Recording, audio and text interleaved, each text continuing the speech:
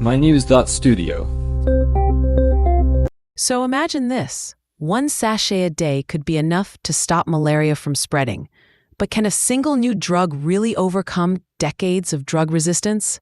Today is November 24th, 2025. Malaria is still killing over 600,000 people each year. The majority are children in sub-Saharan Africa. Our main weapon for years has been artemisinin-based combination therapies, or ACTs. But resistance is spreading, especially in Africa. Are we actually losing ground here? That's the worry, yes. ACTs worked well for a long time, but now the malaria parasite is evolving. Resistant strains are emerging and spreading quickly. If these strains become dominant, our treatments might stop working and deaths could rise again. So what's being done to counter this? Earlier this month, Novartis and the Medicines for Malaria Venture, or MMV, announced a new therapy called Ganlum. It's the first malaria drug in over 25 years designed specifically to fight resistance. Can you explain what Ganlum is and how it's different from what we've had before? Ganlum is a combination therapy. It uses a new molecule, ganaplacide, along with a reformulated version of lumefantrine. The key is that ganaplacide attacks the parasite in a different way than older drugs. In clinical trials, over 1,600 patients in 12 African countries, Ganlum cured 97.4% of cases. For context, the current standard cure is about 94%. That extra few percent may not sound huge, but with millions infected, it translates into thousands of lives.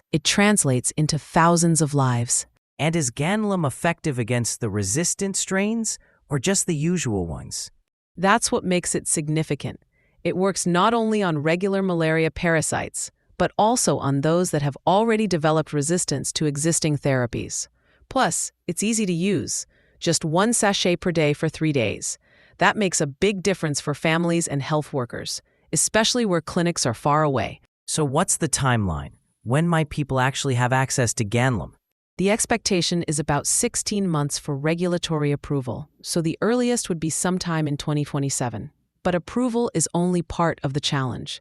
Getting it into people's hands means fast-track registration in many countries, pricing it affordably, and building supply chains to reach remote areas. There are a lot of moving parts. How are the organizations handling those? Novartis and MMV are working with established access programs, plus consortia like WANICAM2 and PAMA Africa. They've promised to deliver Ganlum at little or no profit. They're also focusing on local training and infrastructure to ensure the drug can actually reach high-risk groups quickly. But what about resistance in the future? Every time a new drug comes along, there's a risk that the parasite could find new ways to survive. Exactly. That's why surveillance is a core part of the rollout. MMV, Novartis, research networks, and health ministries plan to integrate resistance monitoring into existing malaria programs.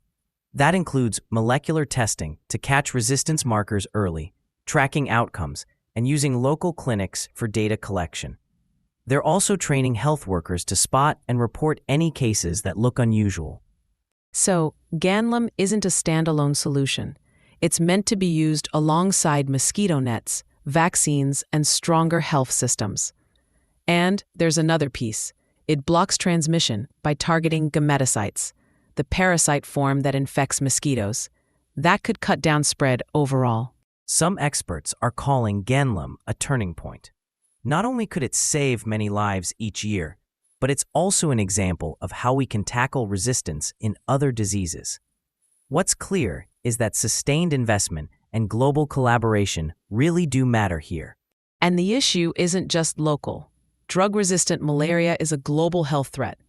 Resistance can spread across borders fast, so the impact of solutions like Ganlum can be worldwide. At its core, this isn't just about a new drug. It's about making sure we don't lose the progress we've made, protecting people who are most at risk, and keeping the pipeline open for future solutions. Ganlum's story shows what can happen when science, funding, and international partnership come together. There's hope, but also a reminder, the fight against malaria is ongoing and we have to stay alert. Thanks for joining us today. We've explored the growing threat of drug resistance, the science behind Ganlum, and the effort it takes to deliver new therapies where they're most needed. Thank you for listening. This episode comes to you from mynews.studio. Give it a try. It's free.